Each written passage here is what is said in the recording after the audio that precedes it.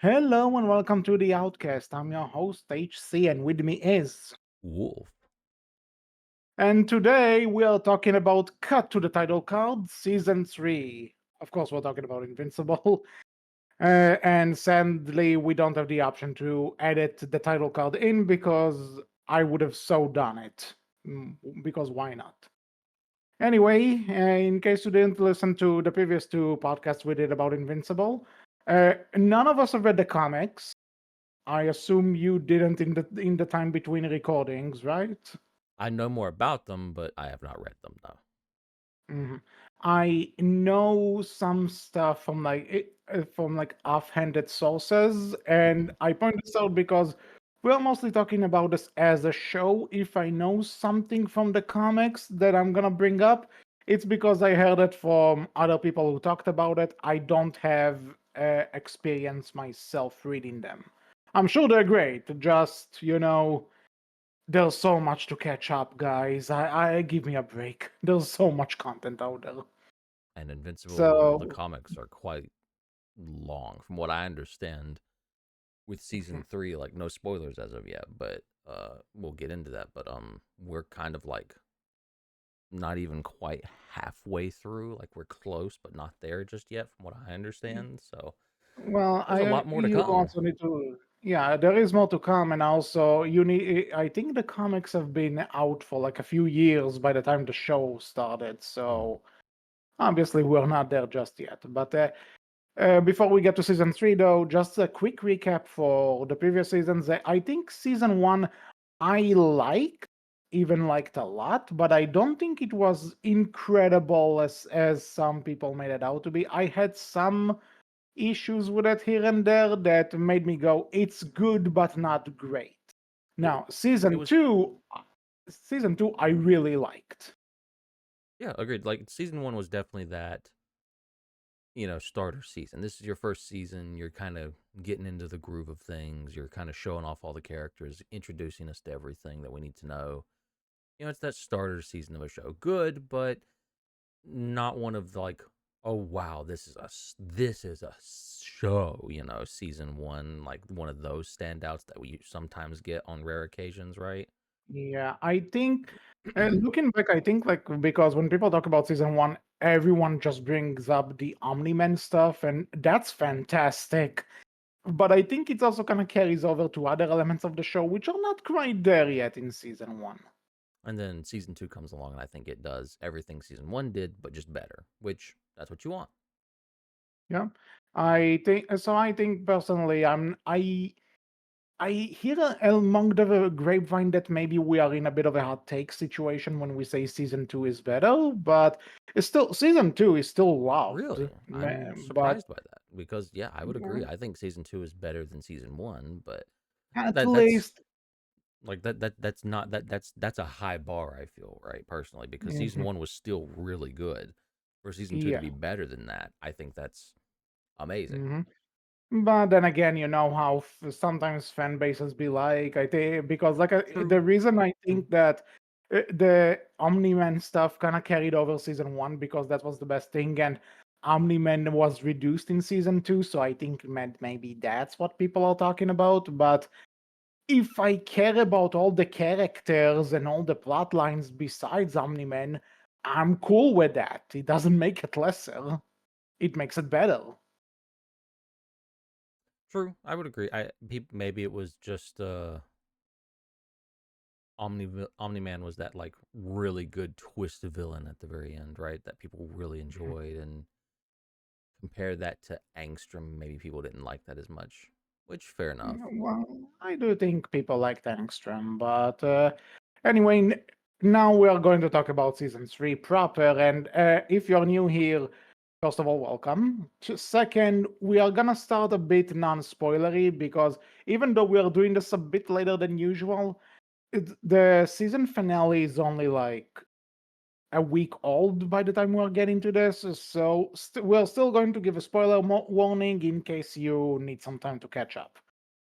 So, but before we begin, Wolf, how did you binge the whole thing, or did you watch the show as episodes were coming out? Nope, I binged it all yesterday. I was actually doing this as the episodes came out. I did Interesting. some I did some refreshers, but not fully. But either way, I think I'm ready enough for this. So I think season 3 is great. Even it has some moments which made me go, "This is the best season so far." And Hmm. then some things kind of made me go, okay, this isn't the best ever. Not to say that it's bad, on the contrary. Like, again, I'm saying this, even though there are problems, it doesn't mean that it takes away from the season as a whole. This is still a great season, and we're gonna talk about it. I just think that by the time we got to the ending, there were some plot lines which I think were kind of should away a bit too early. And we'll talk about this more in spoilers, but I think there are some plot lines which there was maybe like what, an episode for? And they needed maybe half a season or something, but it's still really strong season. Yeah, definitely. I would agree. Like, not getting into spoilers just yet. I would 100% agree. I think this is a strong season. I think it's really good. And again, I think we continue to improve from what we had before, for the most part. Mhm.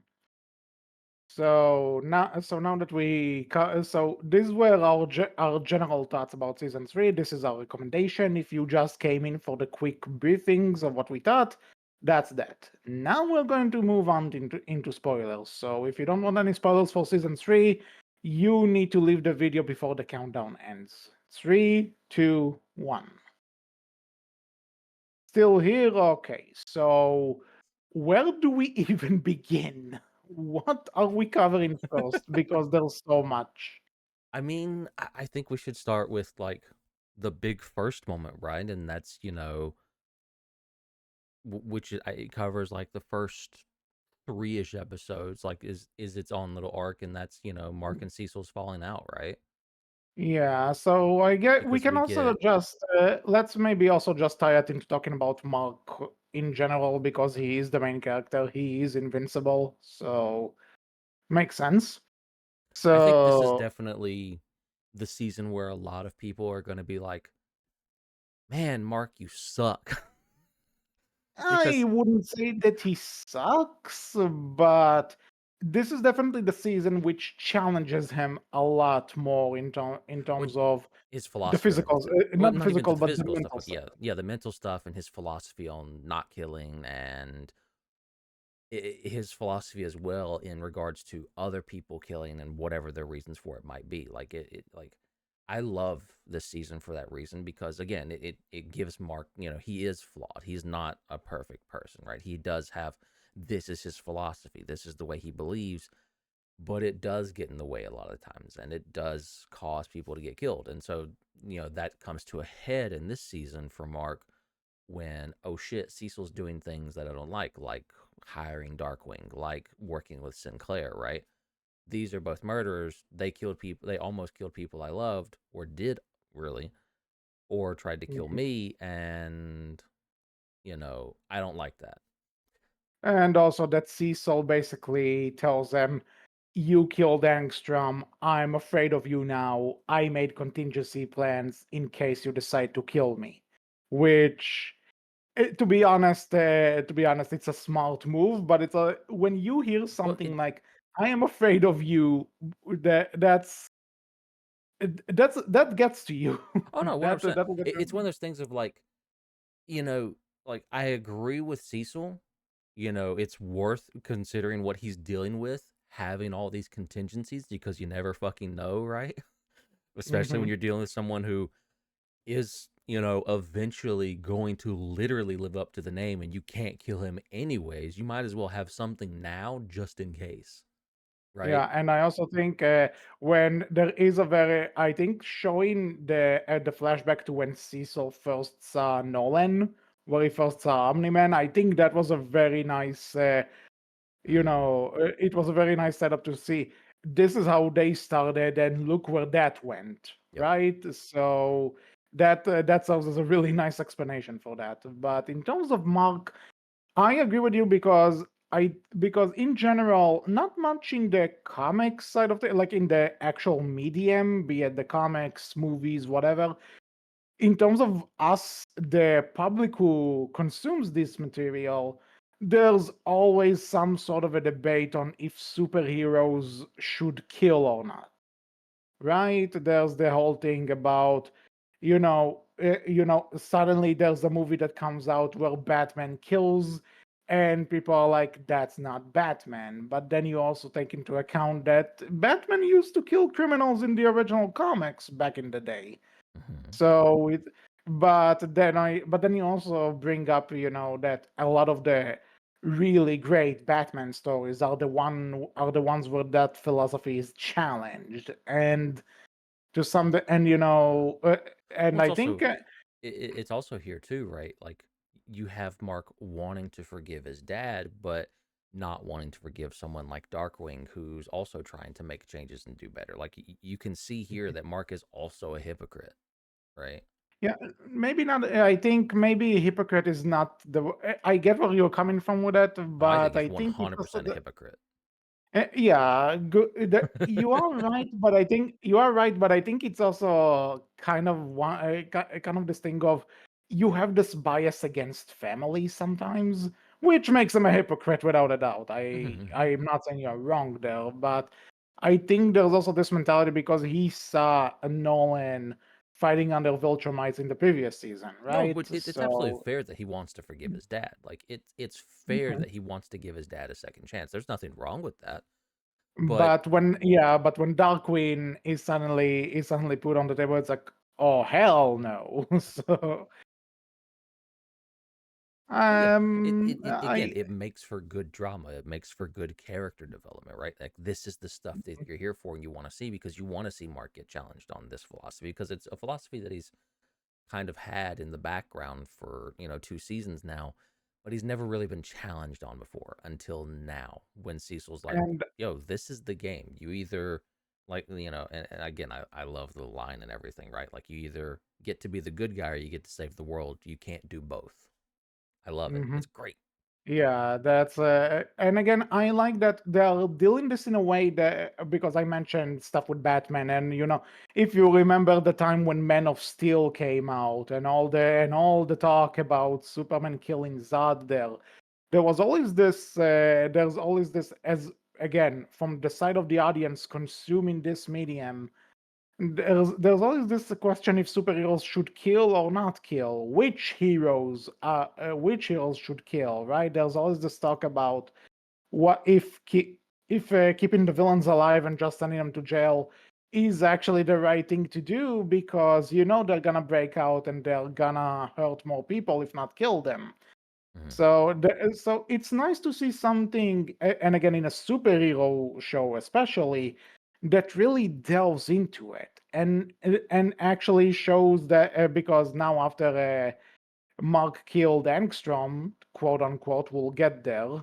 In the previous season, now it suddenly becomes a thing, this thing of that you can see he would resort to it if there's really no other solution, and he doesn't feel right with that. He Or if doesn't he's always. pushed as well, like He, if he's pushed to that edge, to that brink, either in trying to protect his family or anything else, right? Like that's the only reason, that's the only ways he would do it at that point, right? Mhm.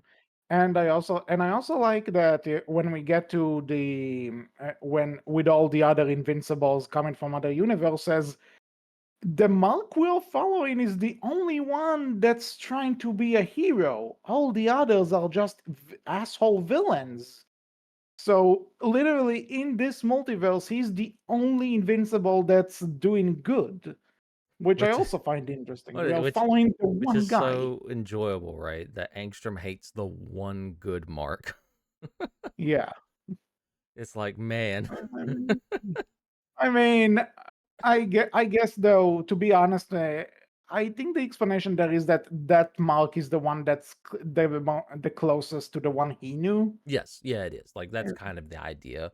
And then all the other angstroms he pulled from every other universe, right, just all have their All the other feelings of marks, their you mean? mark. Yeah.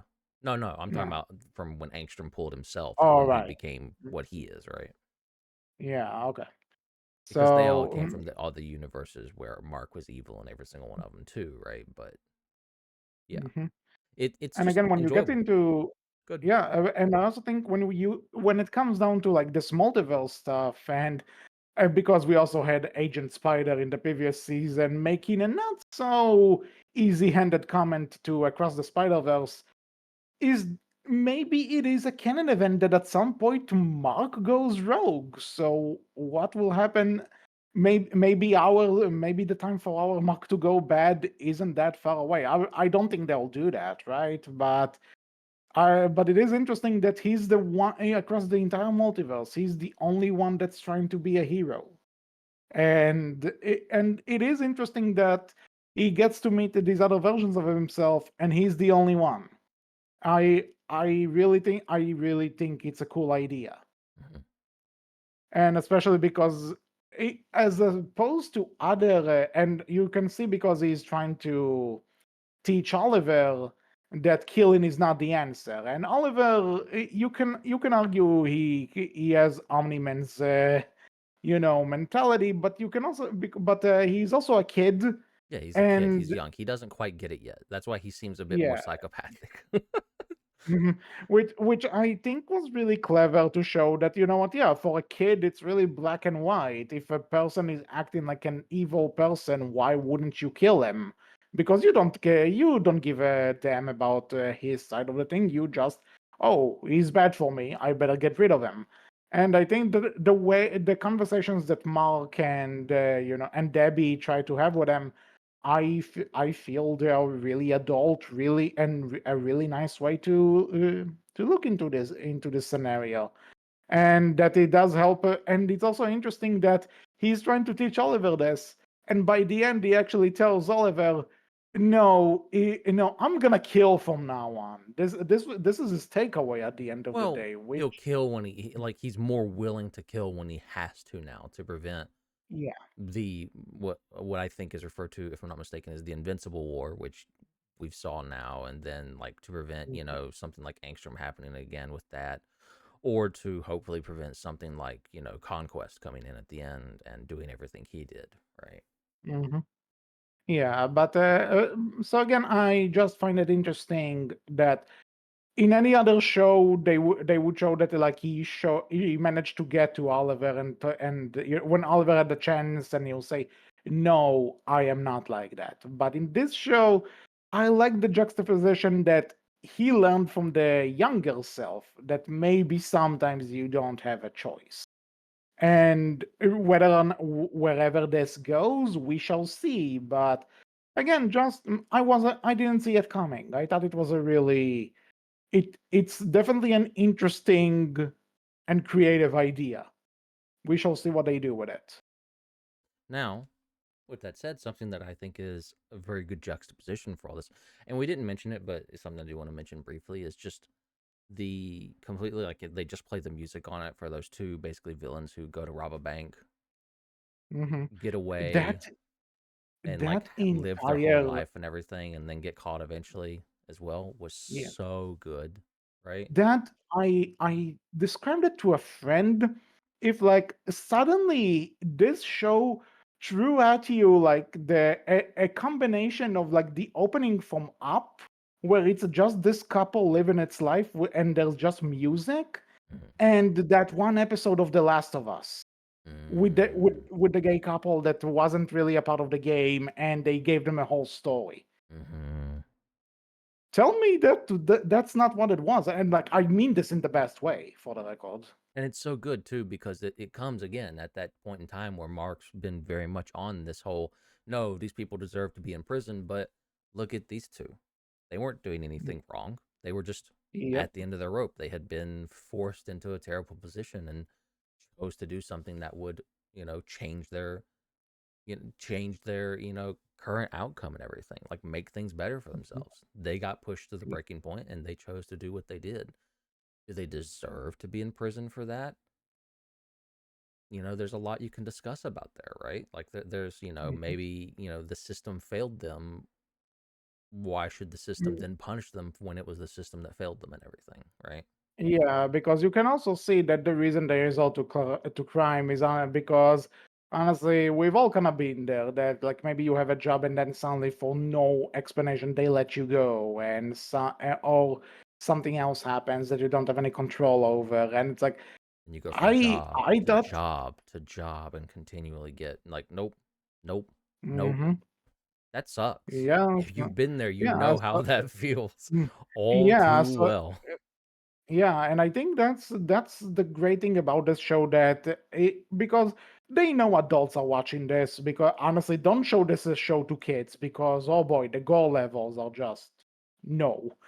But I think that's why when because I've heard people that were kind of turning the show turning their back on this show because they're like, oh, it's gory. That probably means that it's gory just for the sake of being gory. And it's like, no, no, no, they take advantage of the fact that they are for adults because they are able to show you this stuff because like even if the show wasn't gory, a kid is not gonna understand that entire sequence, that entire montage. An adult would. That's something you have to live through, I feel, to really be able to feel it. Like you might Yeah. get it, but you won't get it unless you've been in that situation, right? To some Hmm. degree or another, I feel like it's Yeah. a lot more powerful if you've been there. Hmm. Not to take And away from again, those who haven't, to be clear, before anyone gets mhm, upset, but it's definitely one of those things of if you have that experience being and living through something like that, you know what that feels like a lot more, and that hits home a lot more than what it would otherwise. yeah. And again, it makes And that scene that much more powerful. And again, the fact that it comes at that time where Mark is very much on this. No, these people deserve to be in prison for what they do. End of discussion. Oliver is still trying Debatable. to get used to everything, which is also something that he needs to teach him on the spot. No, we need to take them to prison, not kill them. Which all culminates in us getting to have fun with Aaron Paul once again, Mm. best known for Jesse Pinkman from Breaking Bad, Oh, as Powerplex. actually, can we talk about him later? Oh, I sure. think I want to talk about him in particular. Well, So, I'll just say this: Aaron Paul's great. Love him. Always happy to mhm, see him in other stuff. We also, if you didn't notice, get Jonathan Banks. I believe he plays Mike from Breaking Bad and Better Call Saul as well. He voices small role, but he voices Britt in the show too, much later on as well. So mhm. cool to see that Like they're getting more work. They deserve it. That's all I'll say for now. yeah.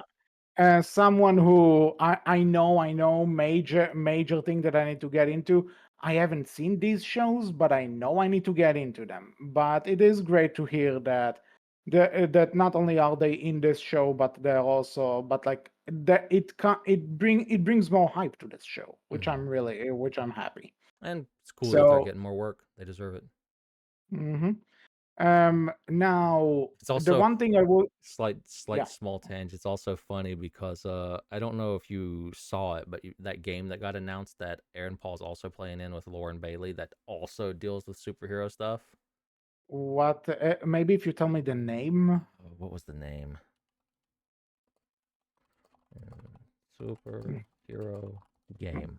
Well, Wolf is googling it. Dispatch. That's what it is. What is the name? Dispatch.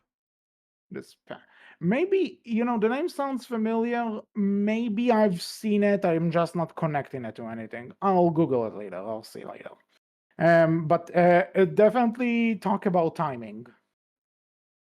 It's just one of those funny things. There you go. Mhm. There's a link. Maybe that. Yeah. Okay. I have seen that. Yeah, Yeah. I have seen that. It's Mm. quite interesting that he's he's doing all the superhero stuff now.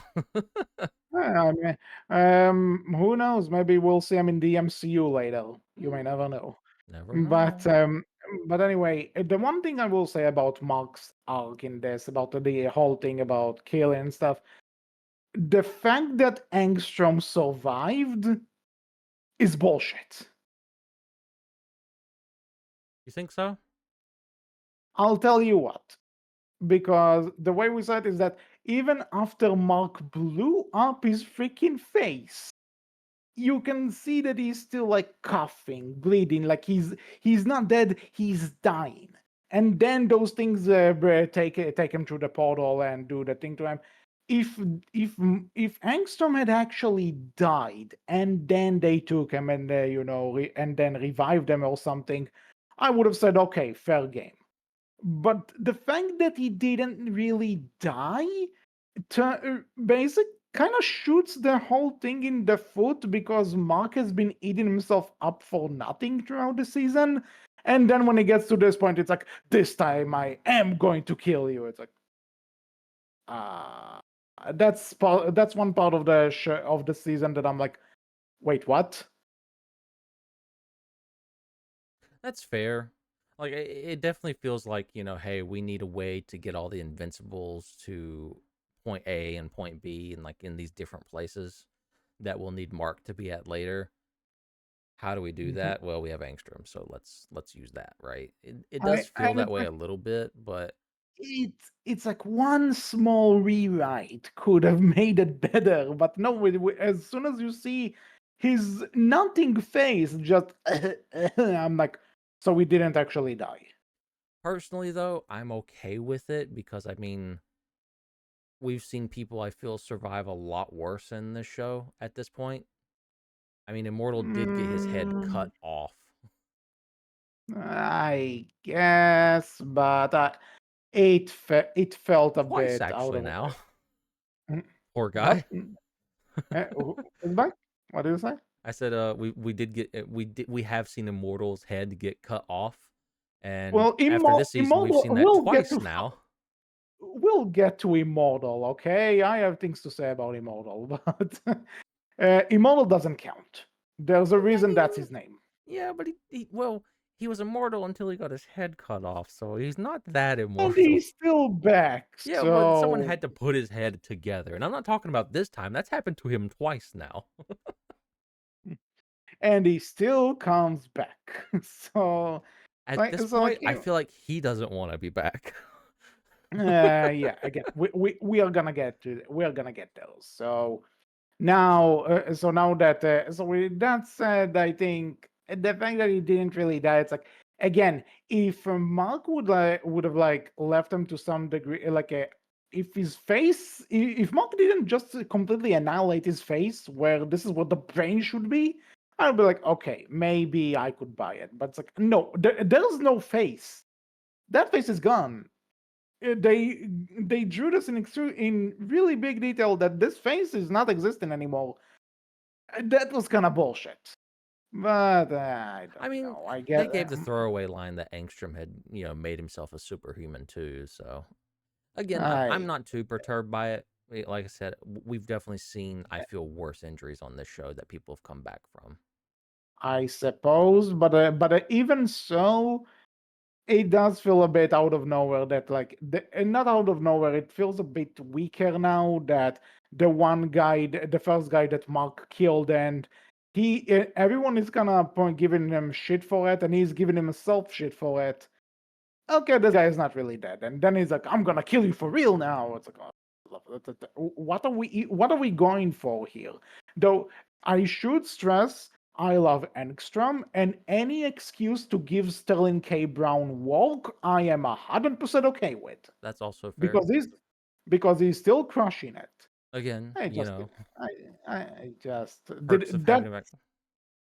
Go ahead. Sorry, what did you Oh, say? you're perks of having him back. Hmm. Again, there are perks to having him back. I just think that the way they brought him back, the way it was handled, I'm a bit iffy because him being dead was a big plot point in Mark's development. I don't know. I do kind of like this idea though that Mark was beating himself up over killing Angstrom so much when Angstrom had never died. Right? I do kind of like that. That Mark was just Mm, tearing himself apart over what essentially amounted to nothing, but to Mark it wasn't nothing. Right? mhm. Like I kind of like that personally. I mean that's also fair. Maybe I just see it as a bit of a cop out. But if That's you see fair. something in it, then why not? Absolutely I will fair. say though, from all the hype that I've heard about it, I think the other Invincible saga had to be more than just one episode. That was that was over way too quickly. From what I understand, future spoilers, I suppose, we're not done with them. They'll be back, and you'll get a Okay. lot more time with them. Like I said, I've learned a bit more about the comics and what'll happen within the future. Hmm. So from what I understand, like we're due a lot more with the Invincibles. We're not done with that. But like this was, the Invincible War that you saw here is basically just a small taster, essentially. If this is a small taste, then I'm happy because there was there's so much potential there to make it a whole lot bigger. Mm. And I also love that Stephen Yoon is voicing all of them. Yeah, we should It's talk about how each of them feel vastly different, but it's his voice for all of them. Yeah, and you can tell that he is having the time of his life in the. I hope they release a behind the scenes of him recording it, because I'm sure you probably see this guy being the happiest ever when he records some of those lines. I can assure you. So I really hope that we see more of them, Hmm. because Hmm. he absolutely crushed each and every one. And like you said, you can tell that's his voice coming out of each of them, but some of them do feel different. Hmm. That it's not the same character. Yep.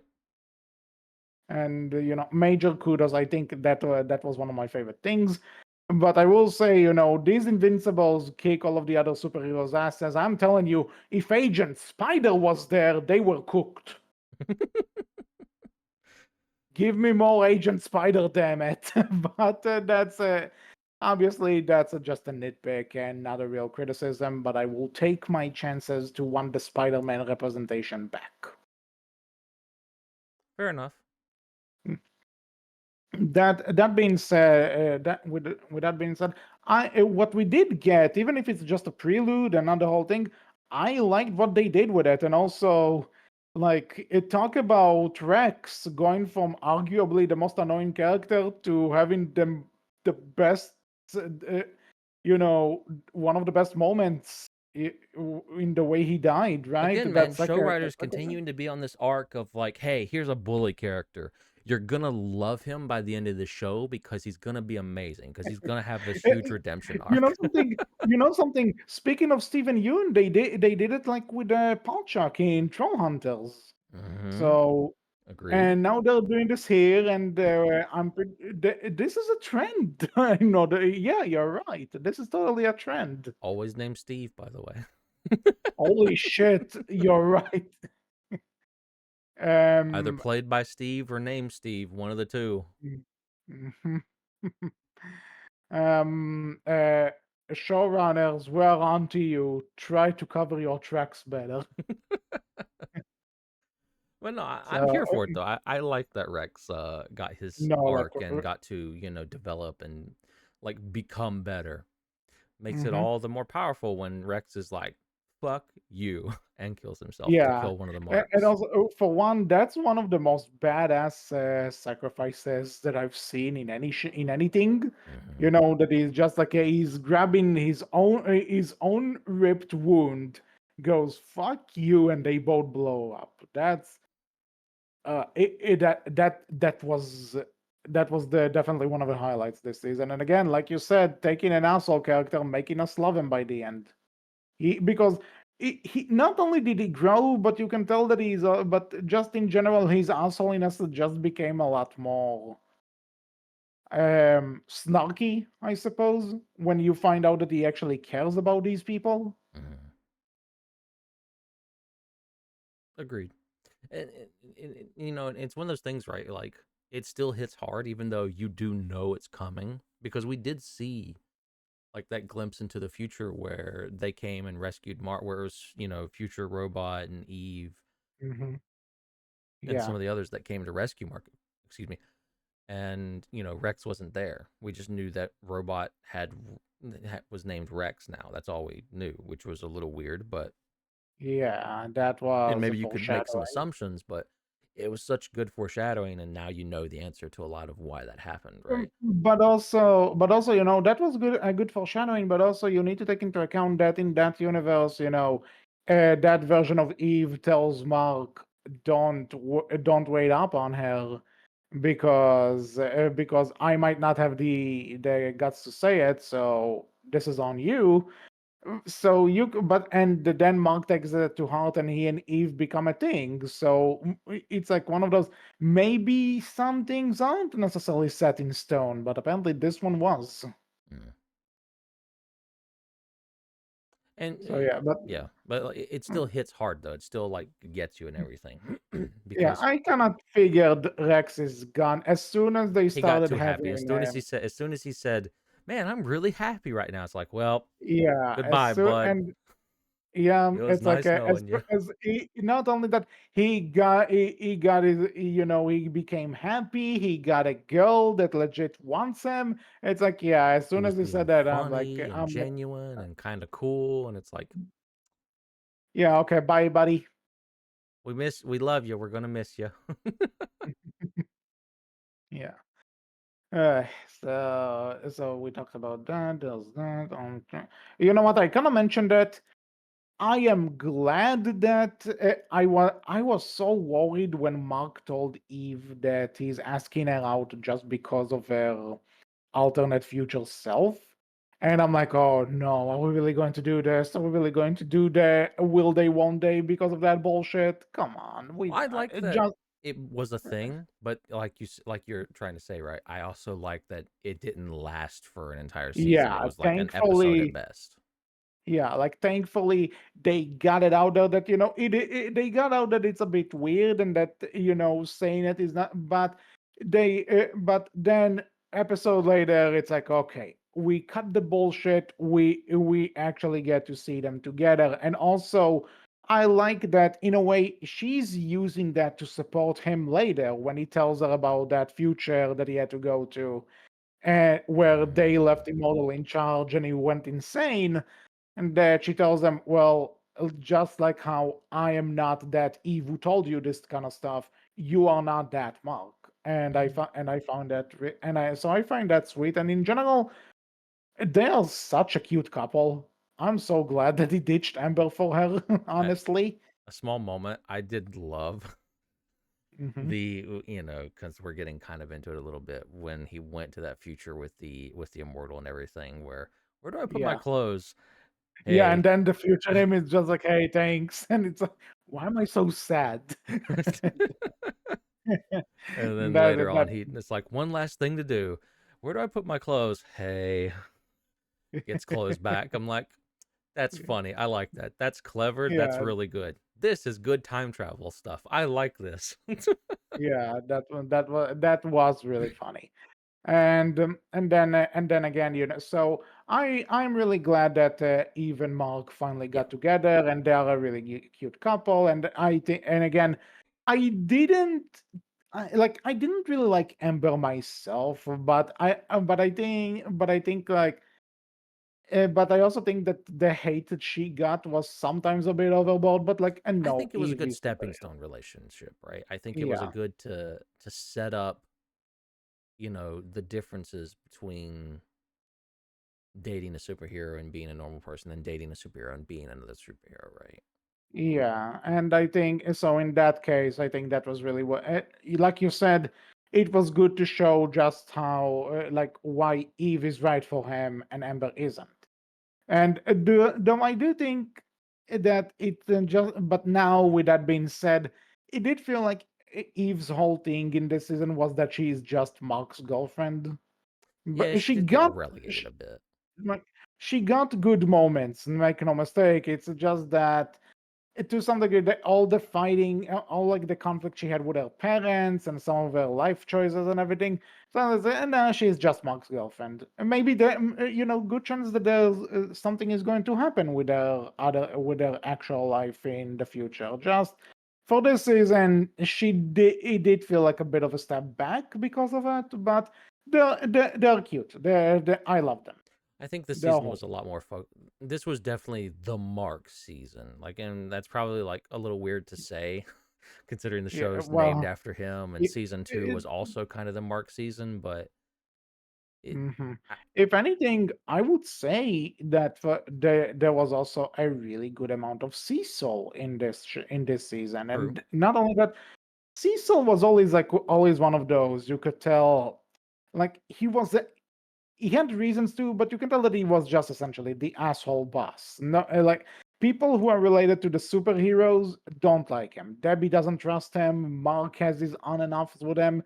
Even people within you can he's doing some shit that is not gonna fly with a lot of people, but he's doing that for the sake of the cause. And I like that in this Mhm. season we see a bit of his past to show, just when you see what he went through, what he had to sacrifice, what he had to put in front of him for in order for that to to get to that position, you understand them a lot more. That's also And what makes I it so great too that him and Mark have that falling out because God, Cecil, like I agree with you, but you really are an asshole, man. yeah, Because all you and have to that's do is tell Mark, yo, I've been there. I have felt the exact same way as you. Let me tell you about this shit. And like tell him about the mhm, past that we as an audience see, because he felt the same way as Mark at one point in time. But he yeah. changed because he had to. The job required it. hmm And again, I love that we have this conflict between two characters, and you can get each of their sides, and you're like, maybe I'm more with this guy, but I can also understand where the other guy is coming from. So Mm. I love when a show is able to do that. Yep. Agreed. Now, so I love what they did with Cecil this in this season, and even when he's in still an asshole, you can tell there's a reason for it, Yeah. right? There's always a reason as to what, and you can when he tells the people, "Oh, you're I'm going to overwalk you," and they're like, "Sir, that's not possible to achieve in this time frame," and he says, "If you don't achieve this, there's a good chance that we're all dead. We done." Yep. Yeah, I enjoyed Cecil this season too. So you want to talk about Powerplex? I mean, we Take gotta, it. right? Like that's such a big moment in the show. And it's hmm such a good, again, like, hey, Mark, you feel like all these people go to prison. What about yourself? And hmm it's his philosophy taken to it's Mark's own philosophy taken to an extreme that I don't think he would take it to himself, right? Like it's not his fault all those people died when he was fighting his dad. That was his dad's Yeah. fault. hmm But how many of those people don't see it that way? How many of those people even care whose fault it was or wasn't? They just lost loved ones. It's just Yeah. this guy, Powerplex, was able to do something about it. He was able to, take that matter into his own hands. And so he did so and tried to kill Mark and everything.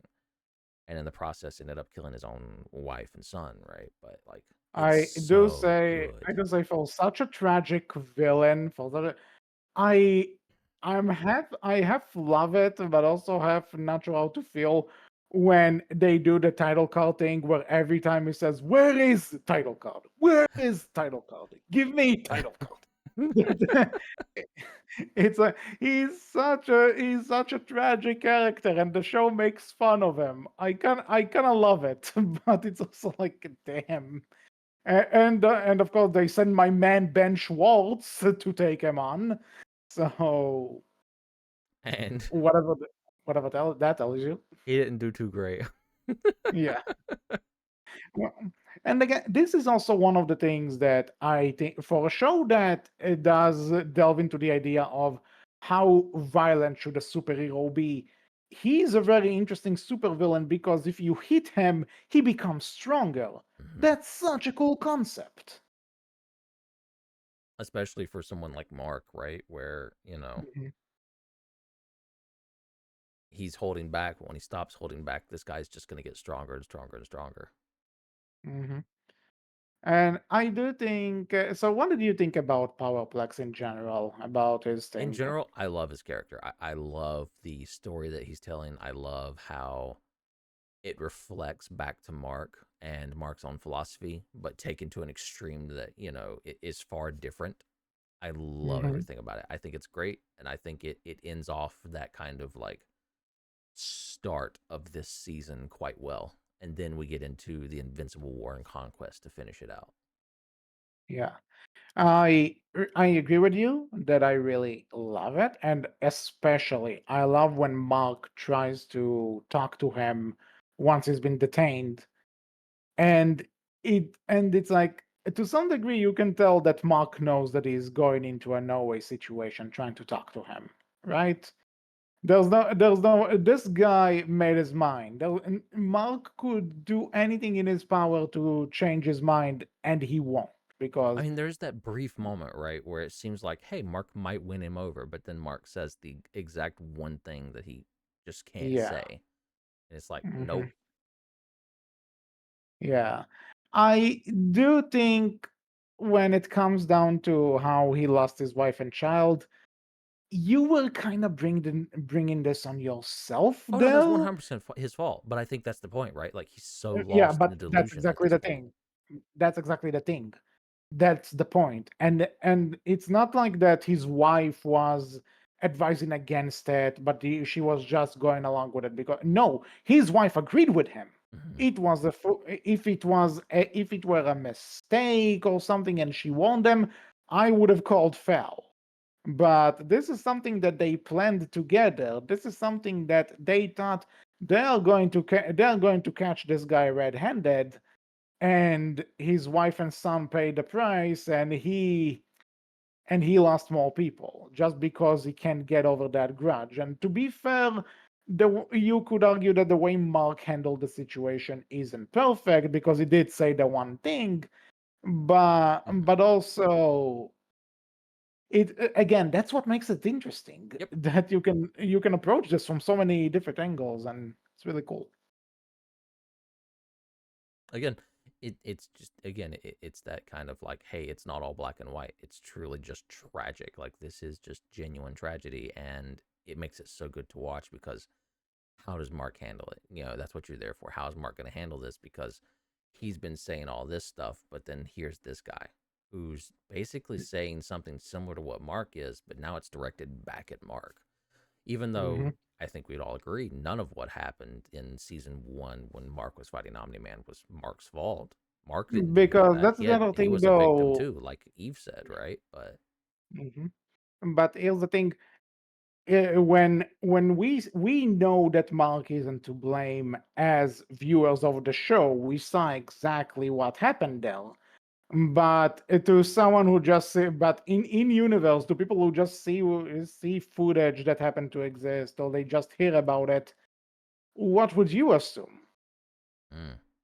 And even then, right on top of that, like we know, like Mark himself says too, that Cecil kind of like protected him from so much of like all of that. And as a Hmm. show, right, like this show's been very kind of I don't want to say lacking, but it's never really focused on, hey, here's the common person and how they see shit and how that's happening and how it's going on. In this season, you get a bit more of that. You get to see like, hey, Yeah. I mean, this guy, Powerplex may not be a common person since he does have a small power, but still, yeah, he's like he's close enough to your normal, average, everyday person and how they saw everything that happens and how they feel. Because most of the time, all we see of your normal, average human is there's an arm, there's a leg, that's it. Yeah, which I think, again, because season one was essentially Monk's origin story Hmm. and him getting used to being a superhero. Season two is more about him now fully embracing his identity, and also and And coming to and kind terms of of what that means. yeah, and coming to terms with what being a hero means, and also terms of just the consequences of what season one left, right? Hmm. Yep. Now, season three is really season two touched on this a bit, but season three seems to be really on the prospect of what is the everyman's side of the whole situation. Like, what like we know that the superhero saves the innocent, right? But what if an innocent actually gets hurt because of the superhero? And again, other stuff did this, like in the Marvel universe, we had Civil War kind of touching on it. We had movies like The Incredibles, which really get into it. But I think, but again, I feel like because this is aimed at adults, right? It Mhm. aims at much because it doesn't have to appeal to kids too. And I'm not saying that necessarily the Incredibles or Civil War are kids stuff, and not at all, right? And Mhm. I love those movies. The Civil War comic can kind of suck it, let's be honest. But in terms of the way they know that these characters also have a young demographic, so they have to take this into account. But here, when you don't have to sugarcoat it, when you can just show the raw ugliness that exists in the world sometimes, a superhero story can really benefit out of it, and I think this benefits out of it.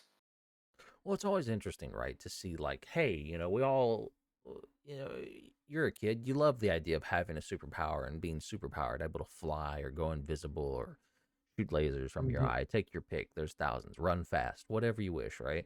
I think It's the all only really thing that did it before, maybe Kick-Ass, if you remember that. true. Well, even then, right? It's still as a kid, you love this idea of it, and it's also really cool now as adults to grow up and say, hey, having superheroes within the world, within the real world, would at times also really suck for very Yeah. obvious reasons.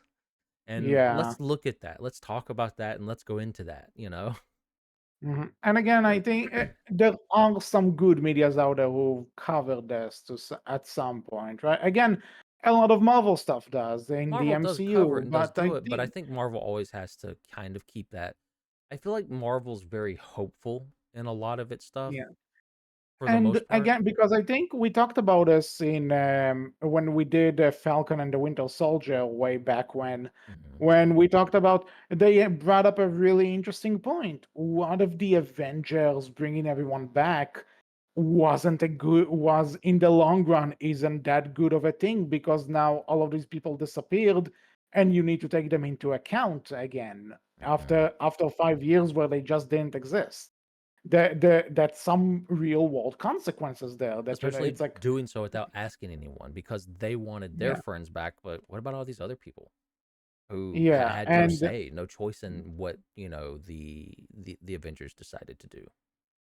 and then that kind of brought up my big issue with the show, that they brought up some really interesting questions and discussions, but in the end they just kind of had to wrap it up, and there is a clear bad guy, there is a clear moral that needs to be taught here. Mhm. And I'm not saying that Invincible doesn't try to teach a moral with this necessarily, but I love that they just show it for what it is. Sometimes there are no answers.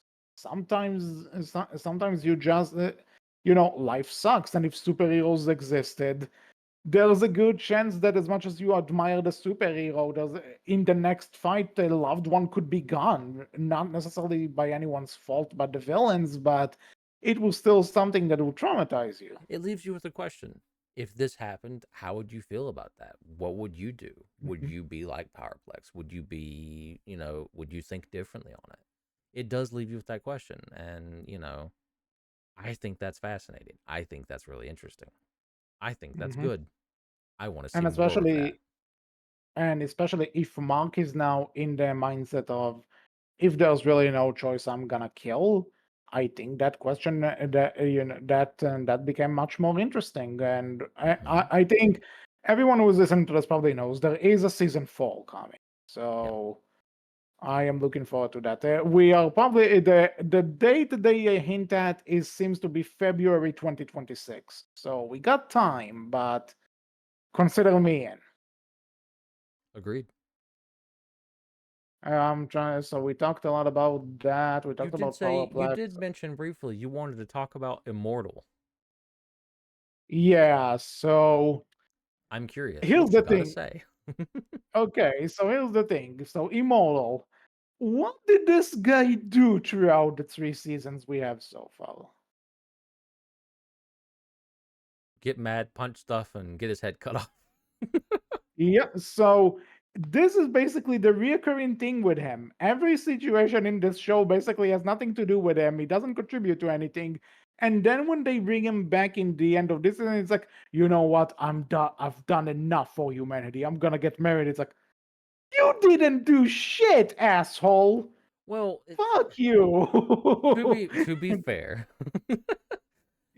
I think what he means by that is, again, immortals live for a long time. Like we saw. I forget when it was. I think it was this season, but maybe it was a different one. But again, we You saw. mean the alternate future? Huh? Say again. The alternate No, future? not the alternate future. So, We saw like the past, right, where immortal was Abraham Lincoln and all these other oh, important figureheads in history, right, that had done important okay. stuff and things like that. Okay, fair enough. I forgot about that. So, he has done a lot. It's just not something we've seen on screen. What we've seen on screen is him get angry, punch thing, and then probably die. And that's the thing. It was off screen, so it's a case of tell don't I show mean, in we terms of what we we actually saw it like see. in the flashback. That was it, briefly. Like it Yeah, but was but 10 it's like seconds. that's like one thing compared to everything in terms of the show itself. Though it's like you didn't do shit. Like, Listen, he's retiring. It's okay. and then, okay, fair. I suppose everyone deserves to retire, but also I'm like I've done enough, and it's like debatable, buddy, debatable.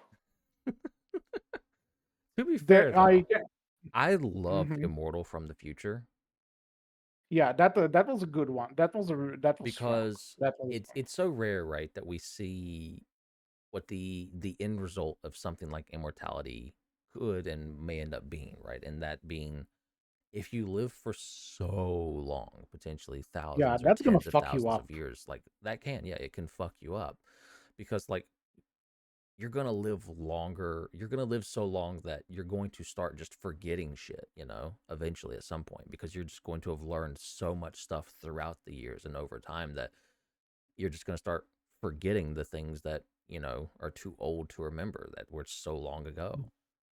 And to be honest, in a way, Omni-Man kind of hints at it in the first season where he tells Mark, "What would you have in 5,000 years?"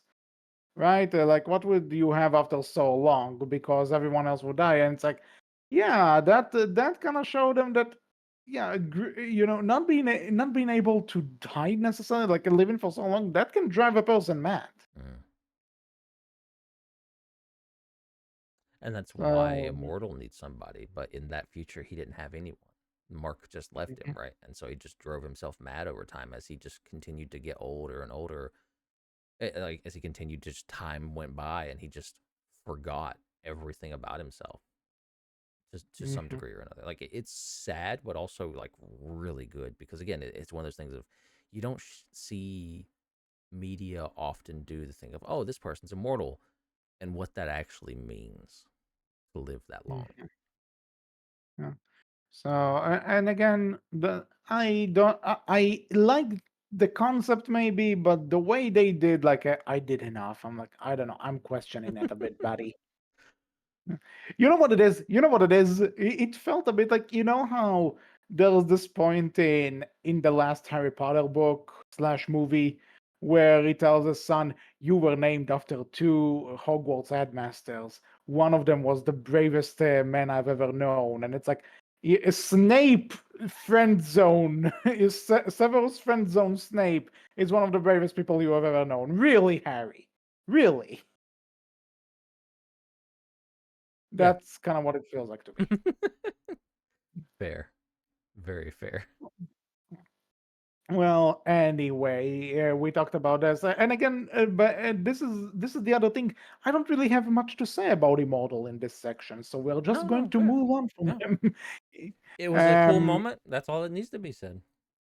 mhm. Also, I'm glad to see Debbie getting some. Good for her. Mm-hmm. Mm-hmm. Woman deserves it. Come on, she needs it. She's been through a lot. Hmm.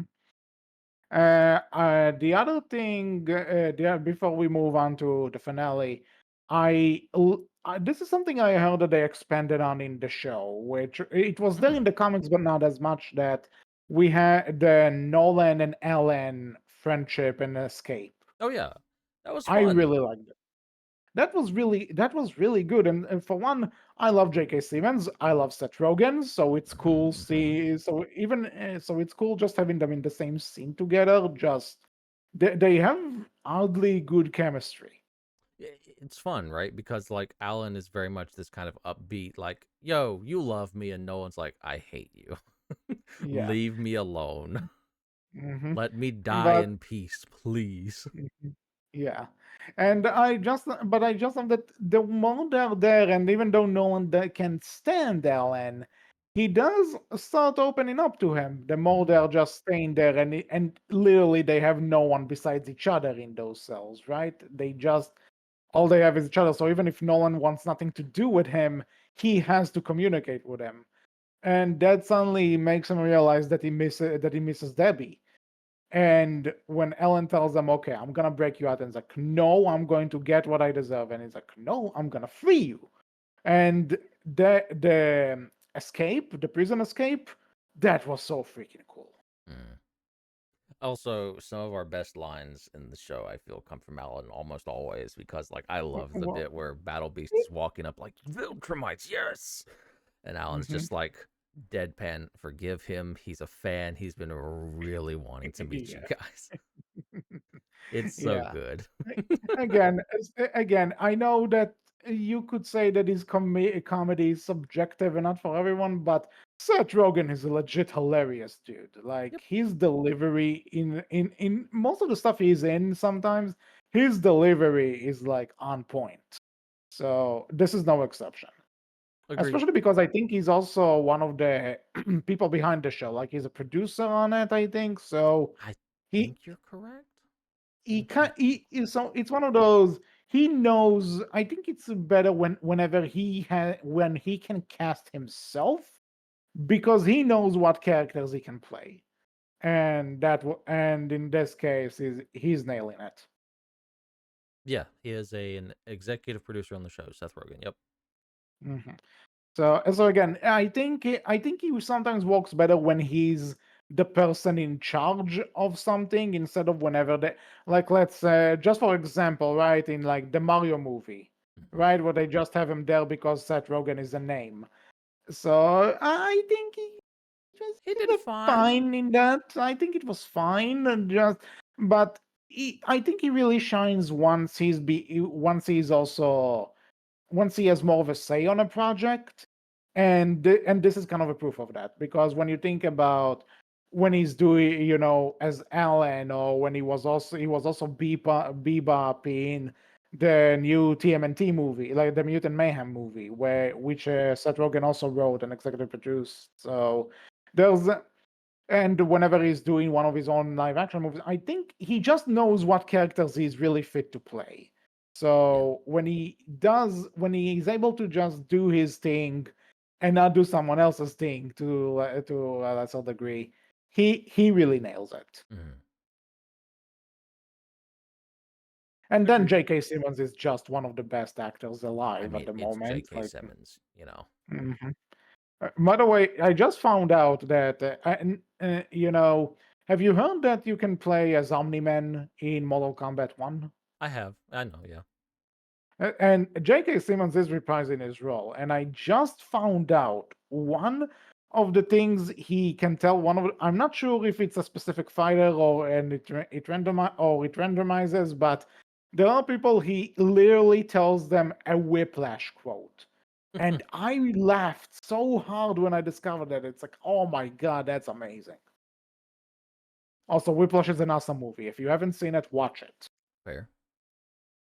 So I really like the back on Invincible. Yeah, we're talking about Invincible if you haven't noticed. So I really like their escape, and I especially love at the end where both Alan and Nolan just punch that guy at the same time, and his Oof. face goes both like that's brutal, but it's so freaking cool. Mm. And then we get this little bit of Nolan is the final Viltrumite according to him. Well, What he's not the exactly? final one, but there's very few left, basically. So few, in Yeah. fact, that they can't really do as much.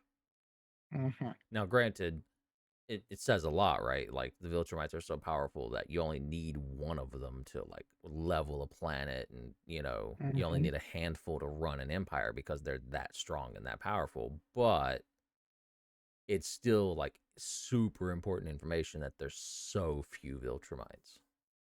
Mhm.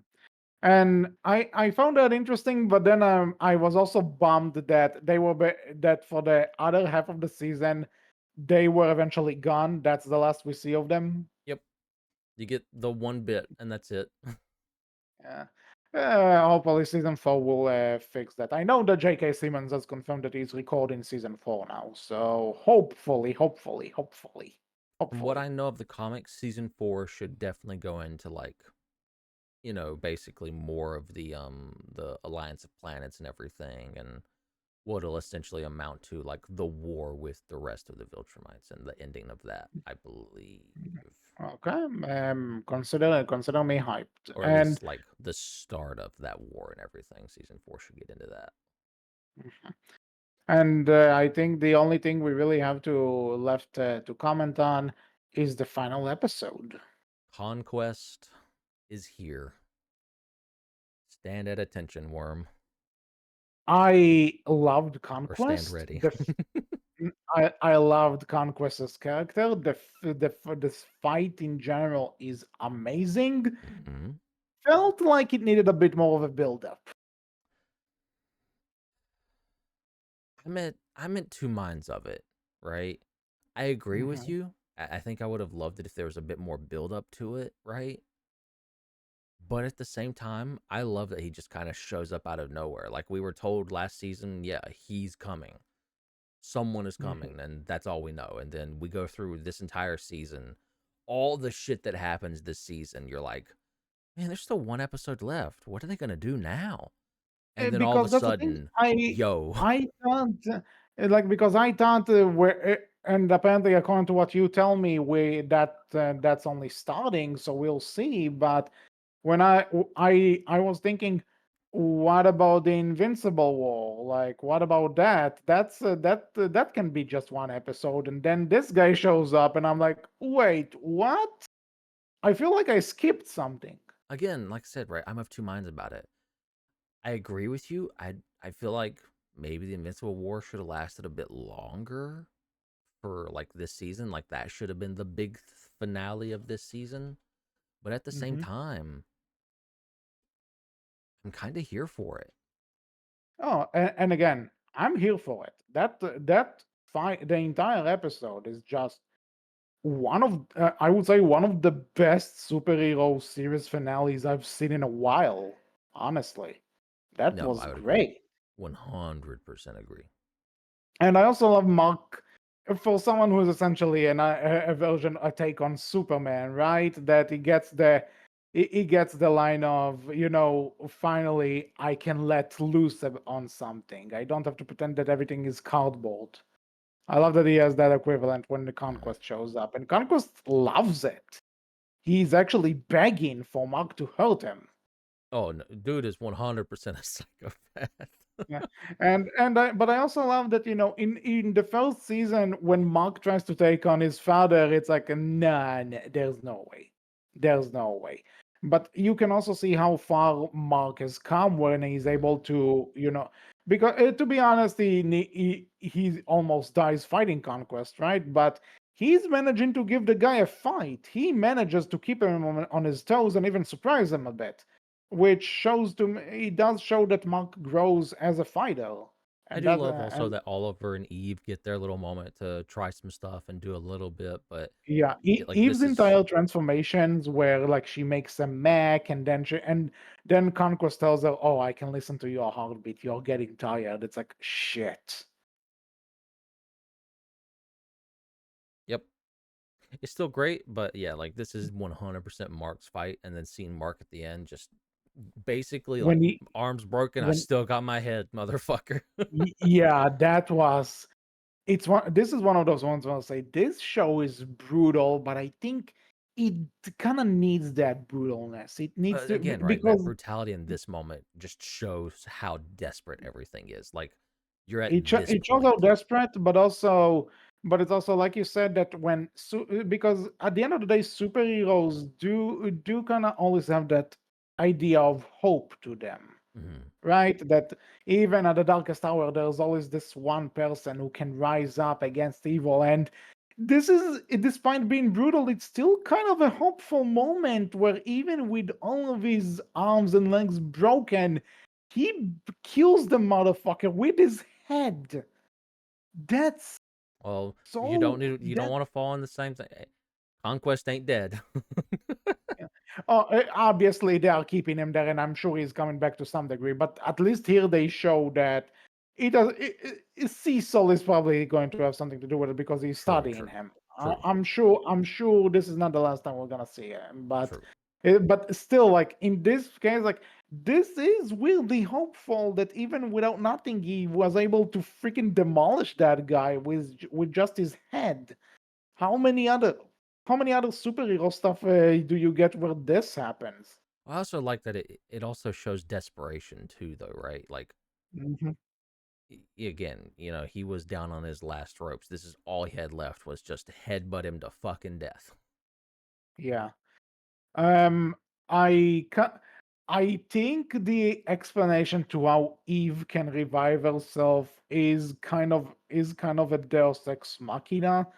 But then I also say the chick can make whatever the hell she wants out of nothing. So fair enough. I'll buy it. I'm fine with it, but I do hope we get to see more of it in the future. Like, that it becomes a more permanent power up for her potentially. I think that would be good, right? Mhm. And earned. But Yeah, could be interesting, definitely. I'm less fine with it Um, if we never get anything of that, right? I think it's yeah, okay. Well, that feels a little It's- meh because I if you think just because trot I it think out if you do whenever. it, because Oh, go ahead. because I Sorry. tell you what, I think it's also one of those things where now that they did it, it does kind of take away from can Eve survive this because she can. But it's also maybe they're gonna try to find maybe they'll try and write an explanation as to why she can't do it all the time because she did mention that She has whenever the she's mental like, block on it, and she can only do it in yeah, like moments of extreme stress. yeah, But if you only pull it out in moments of extreme stress, I'm kind of like, eh.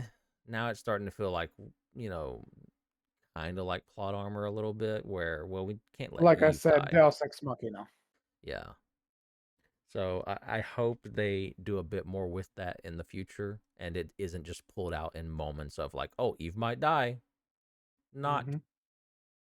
Yeah, but to be honest, there are a lot of fake deaths in this show so far, True. which for something that's supposed to be like really brutal and everything, I think some of those fake outs need to be cut a bit. I'm not sure if the comics does anything about that, but This is a like show where normal people die. so again, it's like what they say about the mainstream comic books. Everyone comes back to life except Batman's parents or Uncle Ben. These fuckers are done forever. Yep. Uh, did I mention I hate comic books sometimes? But Yeah, here we anywho, are. yeah. Well, to be fair, this is still a TV show. Just because it adapts a comic book doesn't mean that True. that. True. Um, and to be honest, there are like how many takes on Spider-Man there are anymore? That who the hell cares about the comics at this point? True. Who the hell cares True. about the Batman comics? Like there are so many other versions of these characters. So I don't know. Anything else to say? I think we I mean, covered yeah, mostly everything. I think we've talked about everything. There's just, Battle Beast is still out there. We have apparently Dark Oh yeah, Blood. that fucking devil! That fucking devil! That Yep. was something. That He's was a back post-credit doing scene. something with, Mm-hmm. in hell. We'll probably find Yeah, that out next season potentially. yeah. Also, I completely forgot there was that dragon guy. I wonder if he's gonna come back. Yeah, he was revived as well. Oh, Uh okay. we'll see. And then Sure. we finally have something with the technicians in Angstrom, so they're doing stuff. Mm-hmm. But now it seems like that now he is going to be their bitch. So I'm wondering if For now. where that leads. I feel like that's gonna Me, be a for now thing. oh, it's definitely a for now. The question is, are they going to part on natural terms, or is one going to betray the other? Because you can tell Langstrom isn't happy about that. No. Listen, Angstrom has his goal and mission. Hmm. So He we doesn't shall need to be see. doing other people's shit. He's got to kill Mark, the one good Mark. Yeah, the one good mark. So I think in terms of what I would like to see in season 4, I think obviously continue exploring the entire thing with Mark willing to kill and what that means. Mm-hmm. I of course show me more of Nolan and what that means because you kind of cut it out a bit. I want to see more of that. Um, maybe exploring more of Cecil sounds like a good idea, and obviously I want to see what happens with Angstrom. I'm trying to think if what you're telling me is right and this was just a prelude for the Invincible War, I want to see more of that. Because Fair. I I think that needed more. We needed more of that. Well, I don't think it's like a prelude. I think you're just going to get more with the other Invincibles, basically. And either way, Like, we're not done with them. The Invincible War isn't the only thing from them. Or maybe I'm getting it I confused, and that what we saw wasn't the Invincible War. That's just, again, a prelude. So well, either way, I'm not if we get clear on more of it. that, I just know a I bit. okay. So I'm taking it as if this is not their final appearance, then I'm happy. I want to see more of them. I want to see more of the entire thing. And Fair. if it's, I hope it's not too much to ask for more Agent Spider, but that's really a nitpick. This is just me being a dick. Agent Spider was killed by another Invincible. He's never coming back. Uh, well, fuck that. Immortal killed him. Okay, now you're just pissing me off. This is. Okay, so anything in particular you want to see? No, I agree with everything you said. I'm pretty much in the same boat as you. That's the same stuff I want to see more of. Let's go. Okay, so obviously animators take your time. Everyone producing this, Mhm. take your time. We will be patient as much as we can. I am looking forward to season 4. I want to see where things develop. Yeah, So agreed. and anything else you want to say before we sign off? Go watch Invincible season 3. It's really good. The show If- continues to, at the very least, stay at the same quality it started with. In my opinion, continues to get better each season. And if you haven't seen it, then why the hell did you listen to us spoil the entire thing? It's season 3 at that too. If you've not seen any of it. Maybe you're the immortal and you just like to live through the spoilers. I don't know. So, that being said, that was it. This was it for this episode of the Outcast. We hope you enjoyed it. What did you think about Invincible season 3? Are you excited for season 4? If you read the comics, let us know what you think about the possible directions this show might take. You can tell us all about this in the comment section below, on our Twitter, which is Berkcast with a capital B, capital C, and on our Tumblr, which is Berkcast Team. So until next time, I was HC. I was Wolf. And we will see you all in the next episode. Take care. Bye bye.